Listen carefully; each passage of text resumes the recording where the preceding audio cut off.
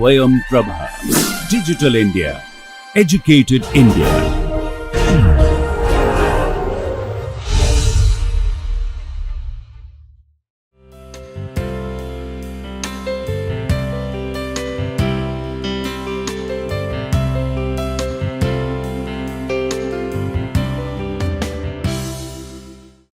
Good morning. Welcome to this course on understanding and reducing greenhouse gas emissions, and we will be focusing on scope 1 and scope 2 emissions reduction only, and largely focusing on building design and construction. I am your instructor, Professor Avlokita Agrawal. I am an associate professor at Department of Architecture and Planning, IIT Roorkee. Previously, before this course, we have also you can go through that course, which is on sustainable architecture. So, this was the first part of the course. We are extending it because greenhouse gas emissions have become, they have got a lot of momentum in today's times. Now, to understand what these greenhouse gas emissions are, how to reduce them, and especially focusing on the building design and construction for reducing these scope 1 and 2 emissions, this is what the scope of this course is going to be. In this first introductory lecture, I will take you through the need for understanding something like greenhouse gas emissions and how historically we have come to a point where we are talking about GHG emissions. Before we will move to greenhouse gas emissions and then understanding what is scope 1, 2 and 3, we will be starting with the understanding of sustainability, sustainable development, how historically both these terminologies have evolved and who have been the people and events which have led us to this point where further to sustainable development and the concept of sustainability, we are talking about greenhouse gas emissions in particular.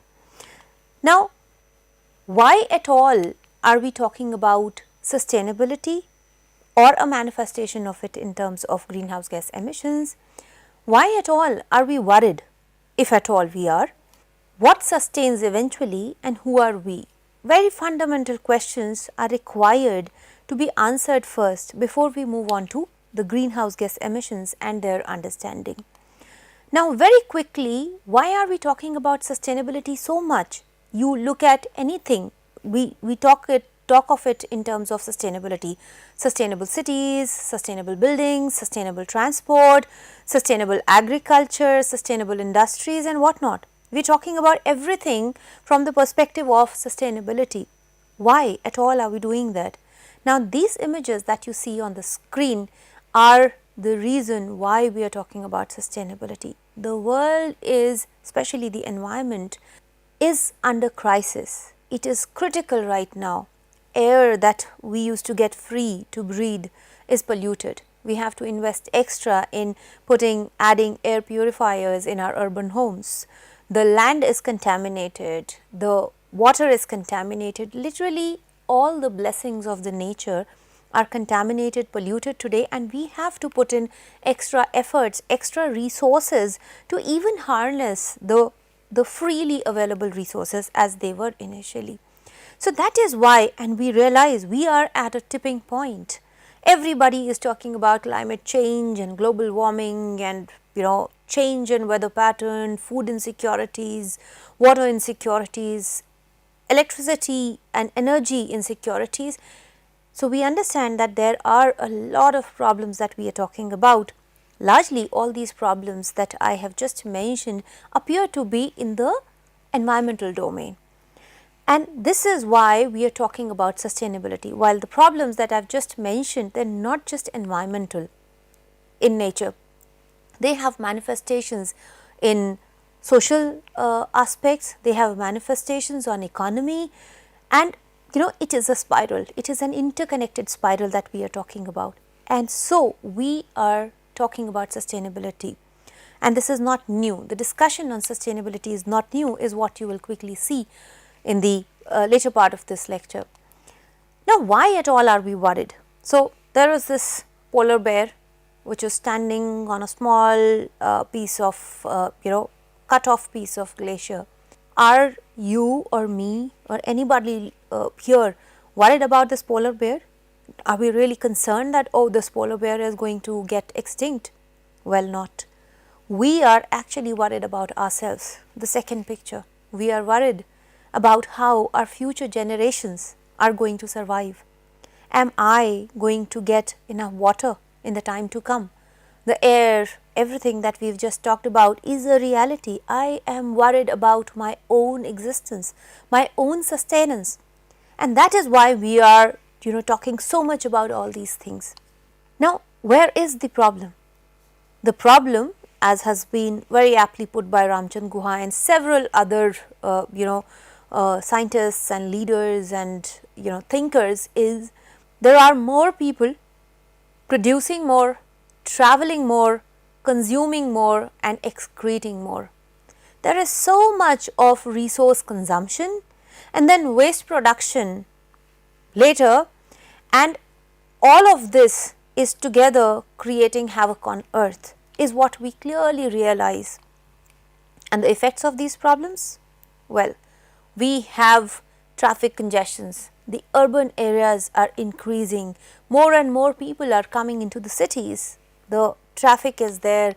There is overcrowding almost everywhere. In all the urban areas you will find so much of population. Wherever you go, it's full of people.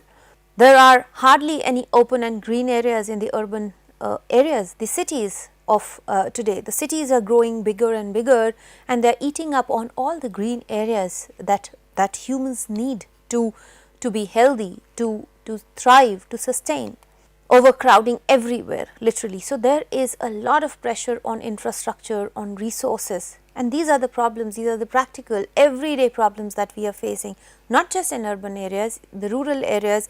The manifestation of similar problems, of the problems, are in some different forms, but these are the problems.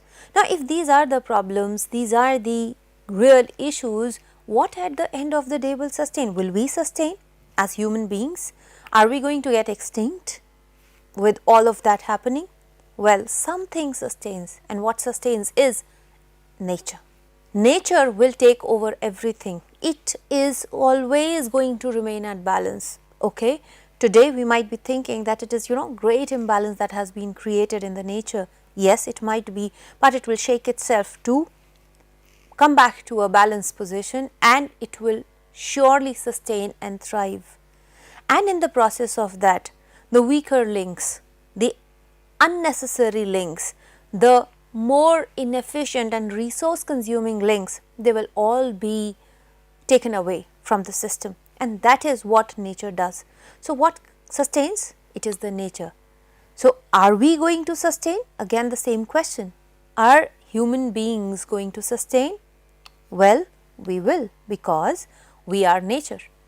But we will sustain only if we become one with nature. We follow the rules of nature. Quickly, the four most important rules of nature is interdependency, efficiency, survival and change. If we are efficient enough, now when I say efficiency, look at a spider's web, look at a honeybee's nest, and then you will see how efficiently they have used the resources and how efficiently they are putting them to use. Taking least from the nature and producing an equal amount is the efficiency we are talking about. Unfortunately, we are not living our lives like that. We are consuming way more than what we can give back to the nature, and in fact, the resources that we are consuming, we are wasting them, and when we are giving it back to the nature, it is a wasted product.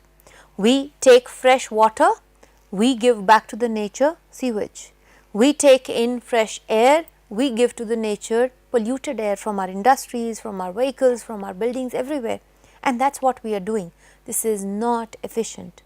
Then we have to be interdependent. We can't think that we are the only ones who are surviving. We are interdependent. The jungles, we depend on them, and the jungles have to be taken care of by us. And it is not just that, almost everything in nature, it is interdependent. That is the fundamental understanding of sustainability. Anything that sustains, it sustains as a system. An individual doesn't sustain. So, we have to understand, and we have to be more and more aware that we are interdependent. There are so many other entities which are interrelated. We are interrelated with them. A lot of times human beings, as all of us, we have started to think that we are supreme, we are above everything, but eventually, and the recent events have very clearly proved that we are not. Nature is the supreme, and all of us have to understand this thing, this interdependency, this requirement for efficiency and the strength to survive. We have to be strong enough to survive, adaptive enough to survive, adaptive enough to change to the changing environment, to the changing context.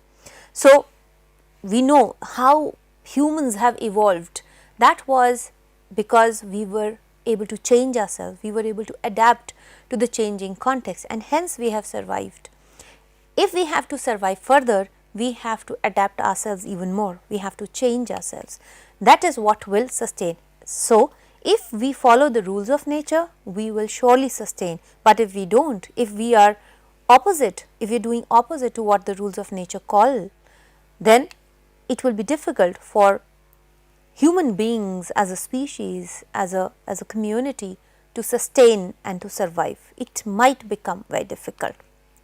Well, with this as a background, that why at all are we talking about sustainability, I will quickly take you through some basic definitions and understanding of sustainability. In this course, we are not really going to talk about sustainability and sustainable development a lot, but this is going to lead us to discussing about the requirement for bringing in place a protocol such as GHG protocol. The why at all GHG protocol came into place, how did it come into place, and what are we doing about it is our ultimate intent of this course, but we have to start with this understanding of sustainability. Very quickly we will look at some definitions and concepts.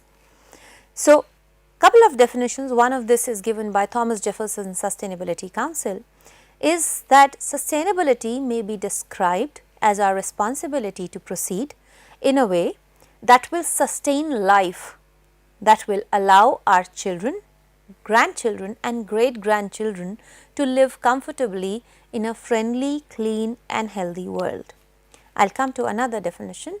If you look at only the literal meaning of sustainability, as per the Webster's New International Dictionary, it just says sustain is to cause or to continue as in existence or a certain state or in force or intensity, to keep up, especially without interruption, diminution, flagging etc., or to prolong. Another definition is from Caring for the Earth. It says improving the quality of human life while living within the carrying capacity of supporting ecosystems.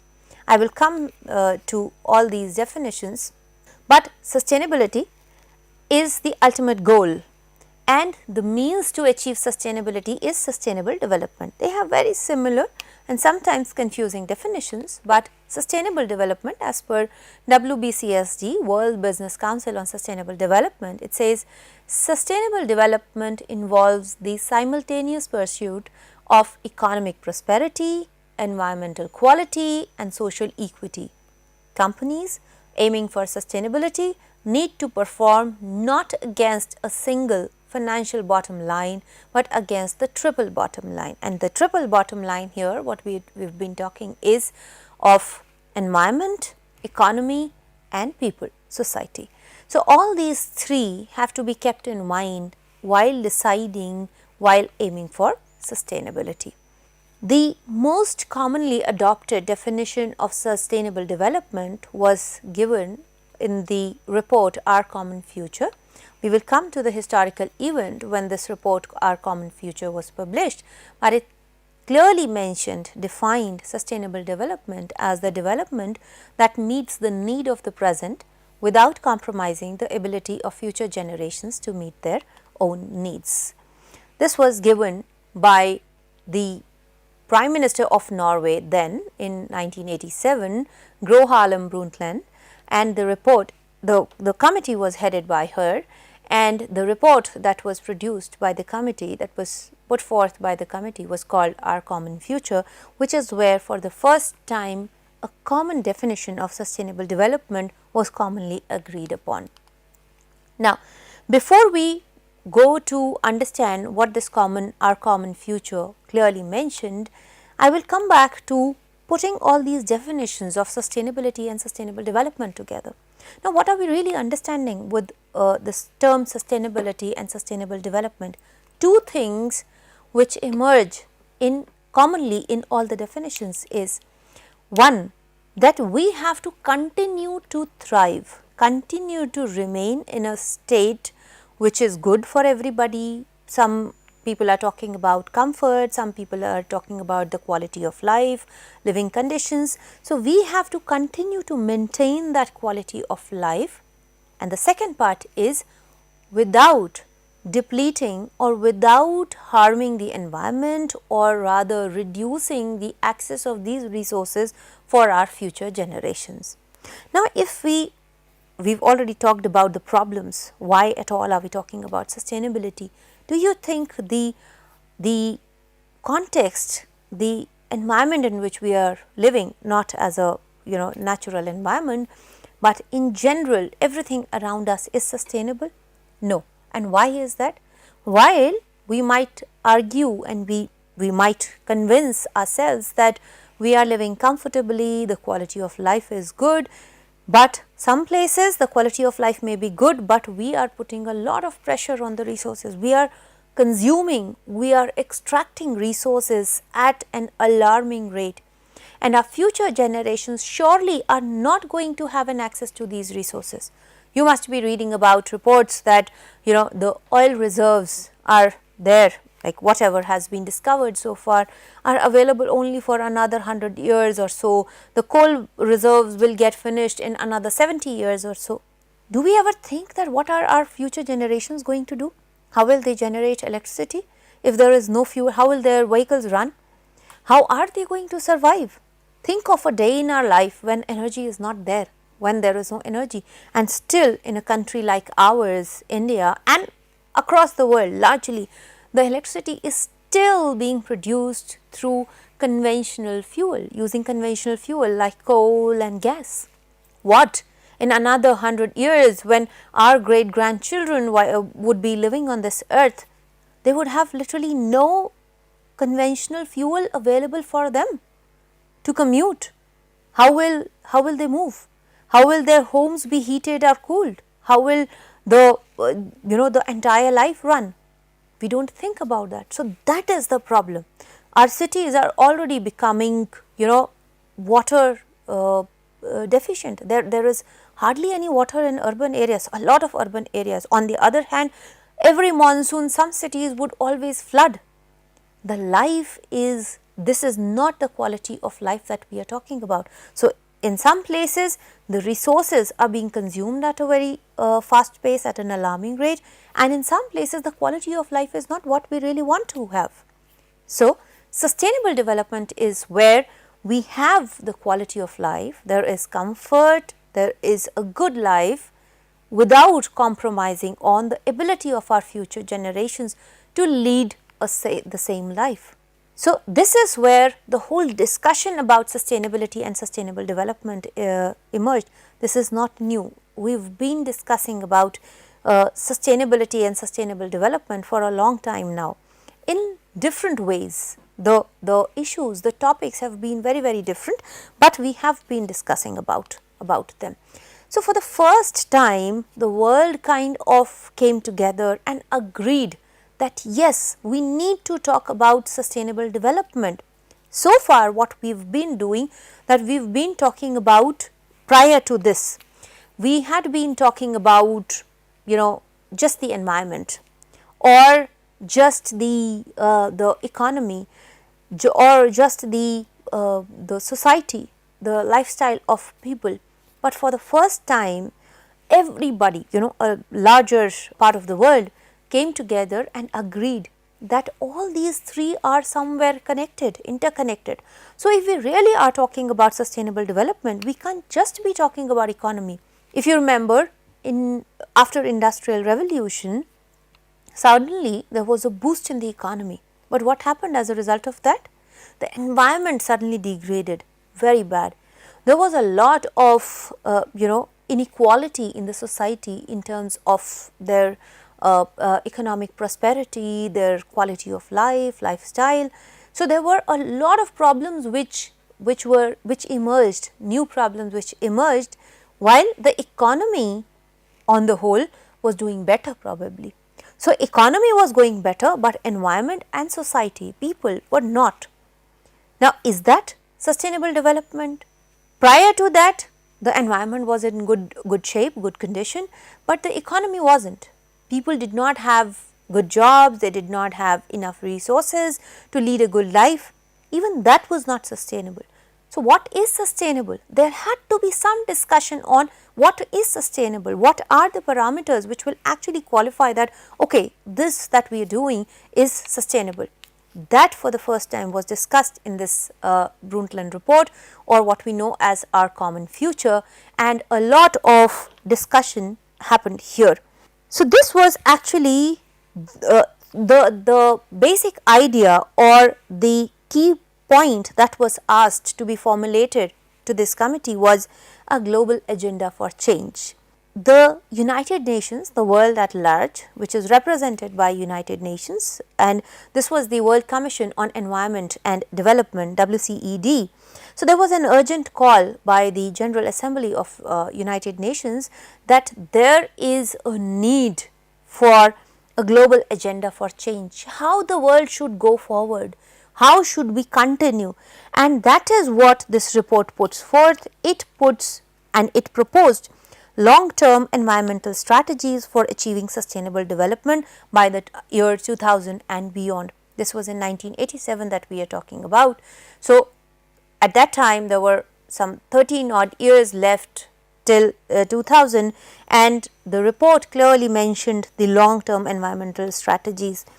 It also recommended ways which were concerning for the environment, and the idea was to bring everyone together and kind of develop a cooperation, a greater cooperation amongst the developing countries, developed countries, literally everybody on board. So, that is what the idea was, because it is something, sustainable development is something, and as I have already said, that it is not about individuals. It is about everybody coming together, it is about community, it is about societies and people and taking collective action, and that is what was realized.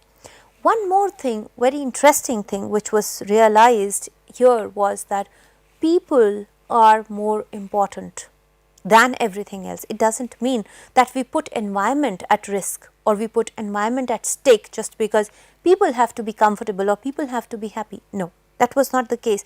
But the idea emerged from the previously practiced ways where after industrial revolution people were put at the back. It was economy, it was more and more of production, it was more and more of resource consumption from the nature, and it was about making more and more money, enhancing, strengthening the economy, and people somewhere were left to the back.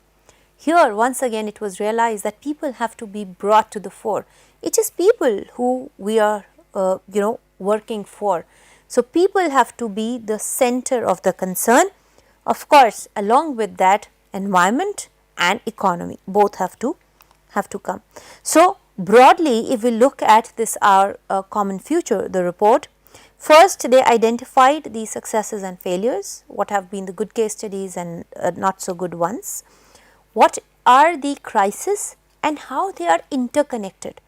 So, water quality depleting in one area is definitely interlinked with weather changes in another area, or food insecurities in another one, or economic prosperity in one region was discussed and found to be interconnected with crisis in another areas. So, there was a clear understanding of this interlinked, interlocking crisis that they clearly identified and mentioned, and hence the need for sustainable development. Since it is all interconnected, sustainable development was proposed to be taking care of all of this together: environment, economy and society. So, all these three together had to be taken for this sustainable development. And what are the institutional gaps? We are talking about it, but what are the institutional gaps? Why is it not happening? There is, okay, for the first time it was put in the form of a report, but there was always a little understanding about why and where things are going wrong. So, what are the institutional gaps and where the strengthening was required? And then they proposed policy directions in the directions of population and human resources, food security, species and ecosystem, because animals, the flora, fauna, they cannot speak for themselves. We have to speak for them, humans have to speak for them, because we are the more superior of all species. We have been gifted with a lot of abilities, and so we do not just have to speak for ourselves or think of ourselves, we have to speak for those who cannot speak for themselves, and here we are talking about all the animal species, all flora and fauna. So, species and ecosystems. Then energy was identified as a prominent direction for framing the policies. Everybody realized that energy is something that drives development, that drives growth. So, energy was one important chapter in the policy directions. And industries. Industry is important, there is no doubt about that, but how much and how sustainably can we continue forward is what had to be discussed, and which has been discussed. And another thing, the urban challenge. Now, before this Our Common Future report was published, prior to that also it was very clearly realized that the population of the world is increasing, it was continuing to increase, and it is still continuing to increase. And as more and more people are there on the earth, more and more people are also moving to the urban areas, and so there is going to be an urban challenge. We are talking about some 40 years back, and today also it remains as relevant as ever. The urban challenge is there. So, they propose policy directions in all these areas. And then the third thing that we had identified was this institutional gap. So, what do we do about them? So, international cooperation and institutional reform was proposed, the directions for that. So, the world had to come together. So, Our Common Future had majority of the countries as signatories, as parties. And so, what they identified was the role of international economy, how the trade should happen, how. So, it cannot be that one part of the world continues to grow while the other part of the world continues to suffer or be exploited. So, there was this role of international economy, managing the commons, peace, security and development. And we have very recently the kind of political events that have happened across the world in the last decade, a lot of wars and a lot of debates and issues in different parts of the world, we have already realized that this is surely not going to take us in the direction of sustainable development. So, peace, security, development and the environment, that is required. International cooperation on these points is required. Then institutionalizing and legalizing the change. For example, getting at the resources and getting at the sources, dealing with the effects that are, assessing global risks. This requires putting everybody together and also institutionalizing. So, specific organizations were required and they were also formulated. New organizations were formed to look into these ideas, and putting all of that together, a global call for action. So, this is what Our Common Future did, and it has been a huge success. There have been events which have followed on from 1987, and more discussion has happened. Several protocols have come into effect, several other conferences and organizations have been there, and eventually leading to what we will be talking about, GHG emissions. So, quickly going through a recap of historical evolution, sustainability has not always had the same connotation, same understanding, same meaning as we have today. Today we are more bothered, we are worried more about the environment, right? But in earlier times it was not really so. The broader concern, the major concern in earlier times, we are talking about times after industrial revolution, was human health. Cholera, pandemics such as those, they were common. So there was a greater concern for the human health. The living conditions of people were very bad. There was a great inequality that was there in the society, especially the industrialized ones, because the ones who owned industries had a lot of resources at disposal, while the ones who worked in those industries did not have. So there was a lot of inequality that people started to talk about, and there was a large section of the society, as you can see on the screen, who was living in very bad living conditions. Can anyone recognize this picture? Where would this street be? Well, this is the picture of a street from New York City. We cannot imagine that at one point of time, this was after industrial revolution, that the New York streets, a city that we've known for all the goods, looked like that. There were certain streets, and look at the life of people at that time. So the greater concern was people, how equality can be brought to people, how resources can be made available to all classes of people, is what the major discussion was. And then when more and more resources were made available, then we started talking about human health. Obesity at one point of time was a big problem. The working conditions, then we moved on to the working conditions. Can we have better working conditions in industries? People worked in industries for long hours, so there was discussion on the rights. And then in 1962, Rachel Carson brought out this book on Silent Spring, which for the first time vocally discussed about the interconnections of the development and its impact on environment. So she had written about the spray of DDT and how it affected the water bodies and the aquatic life. And she was a doctoral student at that time, and this was part of her PhD thesis, that she came out with this book, and she became revolutionary in a sense. And then that was the time, 1962 onwards, that the world started to talk about how the developmental activities are hampering the environment. This was first such major event, and several others have followed. But from talking about people as a problem of sustainability, the inequalities and all, we've moved to the discussion more on environment and the impact of development on environment, and it is continuing, because we are, despite all this discussion, despite all this talk, we are continuing to exploit the environment. That is so unfortunate. This picture is not uncommon. Almost majority of the parts of the world have similar conditions. The water is contaminated, air is polluted and whatnot. And then we discovered this ozone hole.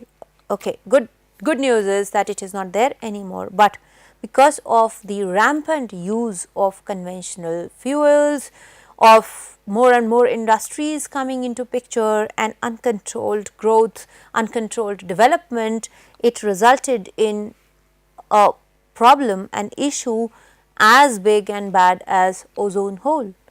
So it was not just what we were doing on earth, it was the environment, beyond the surface of earth, which was also getting affected, and this was an eye opener too.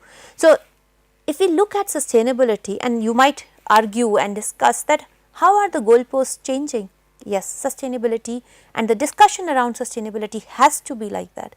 It has to be flexible to have the changing goalposts. Today we have more focus on environment because we think that is what is of greater concern.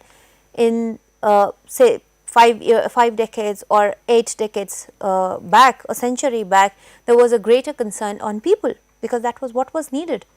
The focuses have been shifting. In certain parts of the world, the focus has also been on economy. economic growth. So, we can't just be talking about environment and not economy. Well, everything has to be taken together, and that is what sustainability has been. Now, quickly looking at the events. So, this was Silent Spring in 1969. I am sorry, I think I have mentioned 1962. This is 1969. And then the first Earth Day was celebrated in 1970. Now, all these events continue to generate awareness, and here I have taken most of the events that are, you will find they are more on environment, discussions about environment, but in between there are few on society and economy as well. Now, this is an indicator that environment is something that still needs a lot of attention, and it is just continuing. In 1971, Greenpeace Canada was formed, and a crew of anti-nuclear activists, they set out to protest against US nuclear tests in Alaska. Well, eventually the tests did happen. They could not stop the tests, but it generated so much of awareness across the world about activities like the nuclear tests and others, and how they are going to impact the environment, the aquatic life, and a lot of other life forms around. In 1973, there was this Chipko movement in India. Up till this time, the argument when we were discussing about sustainability, and even after that, has been that, you know, all this discussion of sustainable development and sustainability is a full stomach phenomena. When people have resources at disposal, when their stomachs are full, when they have all the, you know, all the comforts of their life, that is when people start to talk about sustainability. Oh, then we talk about environment. Well, this particular movement proved that it is not true. These were villagers, these were the women in the village, a remote village in Uttarakhand, and as a result of a law which was passed then, the rights of the jungles were given to people other than the villagers, and those people wanted to clear the jungles. They wanted to cut the jungles, and that is when the women of this village, they hugged the trees, which we know as Chipko, and they literally bent the parties, the commercial party they stopped them from cutting down the jungle. So, it is not always a full stomach phenomena. This whole discussion about sustainability and sustainable development is what this particular movement proved. In 1973, around the same time, there was also this OPEC oil embargo, which lasted almost some 8 odd months, and that was the time when the world realized that, oh, we cannot just depend upon conventional fuel. And that was the time when a lot of research started to happen on, because the major consumer of this energy were buildings, were people. There are living environments. So, a lot of energy actually went into that. So, there was a lot of research which was funded, one, to identify, to develop alternate sources of energy, and that is when, after this, that we had a lot of work on solar power, and wind, hydro existed, but there was a greater emphasis on that, and we started working more on alternate sources of energy rather than the conventional sources of energy. 2. So, this was on the supply side. The second part of the research which was funded, especially in America and Europe, was on reducing the demand. So, the demand reduction in buildings particularly was of utmost concern, and that is why we saw that across the Europe and America there was a lot of research which was conducted in passive design, passive buildings, passive heating, and materials, climate responsive architecture and all. A lot of discussion you would find if you look at research papers. You would find that this was around the same time, 1975 to 1990s, that a lot of research happened in this area.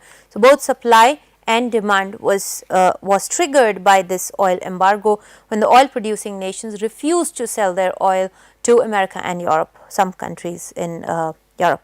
After that, there have been a series of events. For example, this US enactment of the Endangered Species Act, where the rights of the endangered species and the legislation to protect the areas for endangered species was carried out. In 1983, this Development Alternatives as an organization was formed. There are several organizations, and I am skipping through a lot of events because there are many.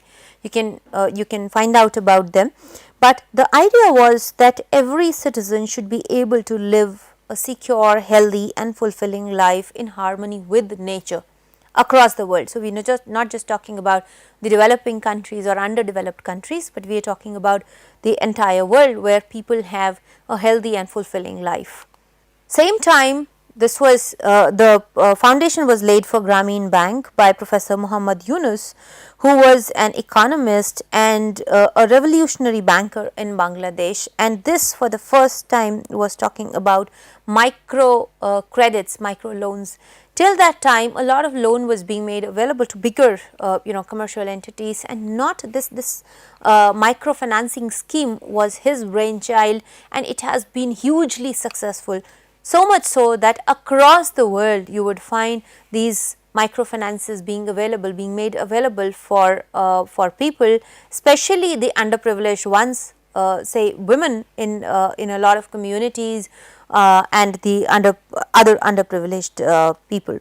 There was a famine in Ethiopia in 1984 where it was estimated that over 4 lakh people died.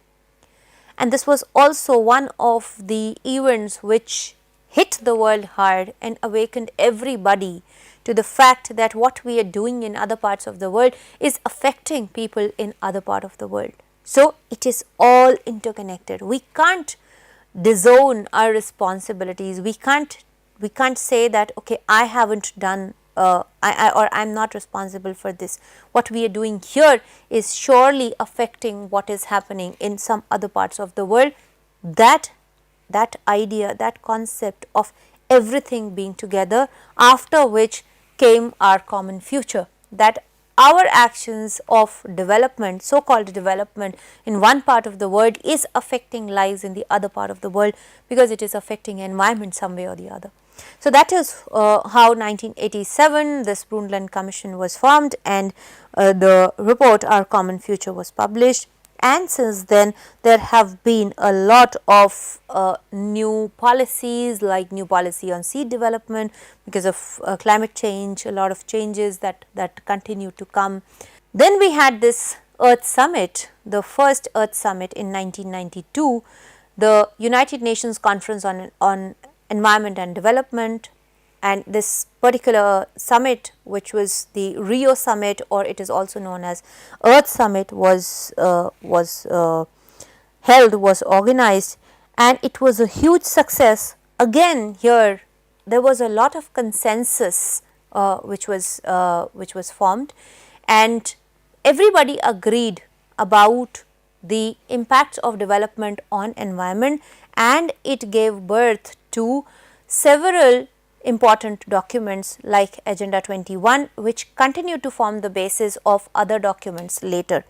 This was also a summit which continued to be held every 10 years. So, we had after 1992, we had another one in 2002 and 2012, which was again held in Rio, where a stock of activities which had to be, or implementation measures which were agreed upon, were their progress was monitored.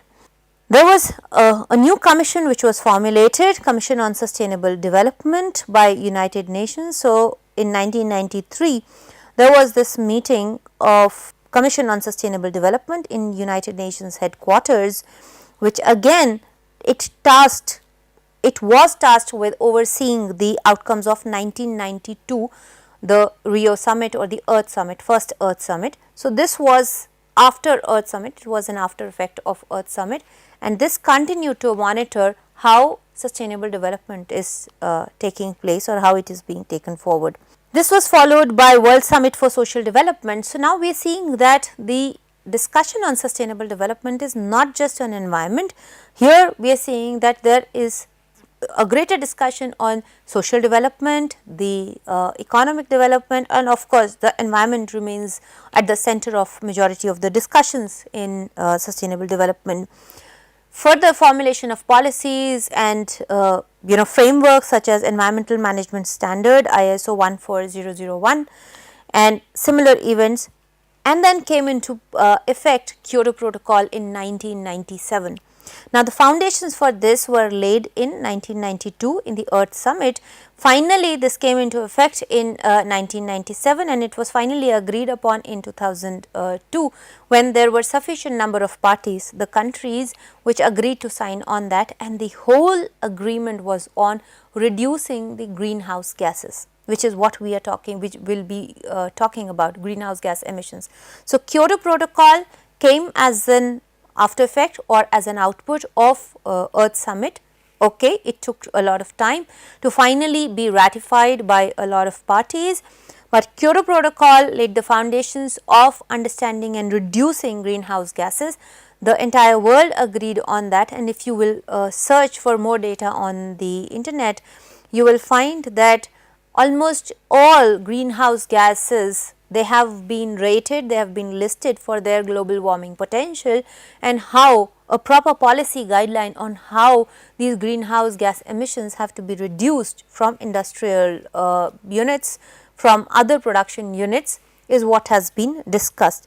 And this has been a successful protocol because it is currently, I think, more than 145 plus countries are party to Kyoto Protocol, and the biggest, it actually was ratified when Russia joined signed the Kyoto Protocol. There have been discussions and controversies on genetically modified organisms, and then in 2000 there was this United Nations Millennium Declaration, after which Millennium Development Goals were proposed and they were adopted to be achieved by 2015. After that, 2002, we had another summit which was a follow up of this was the World Summit on Sustainable Development, which was the follow up of Rio. In 2006, there was this documentary, An Inconvenient Truth. You can go and watch, and it was an interesting, and for the first time, such an impactful documentary on climate change, and this was by Vice President Al Gore, that he made a case for climate change being real and happening around us. So, this particular documentary, An Inconvenient Truth, placed climate change at the center of the discussion, and the world started talking about climate change as a reality. We were keeping a closed eyes, a blind eye to this climate change happening, followed by Copenhagen, COP15 and COP21 in Paris. So, all these events were not happening on their own as an independent event, but they had a history, and there were stock taking, there were progress checking of the actions that were started sometime in 1980s, 1970s, and how we were progressing and continuously making the countries, the states agree to follow, to implement the policies together, because the whole idea of sustainable development and moving forward to have a better environment, to have a sustainable future, is that the world has to come together. Everybody has to come together. So, that is all in this lecture. We have had a very basic understanding of how historically we have reached to a point, and we will continue discussing about that further, how we have reached to a point where we are now discussing about greenhouse gas emissions. Thank you very much for joining me today in this lecture. We will have the next lecture in this series tomorrow.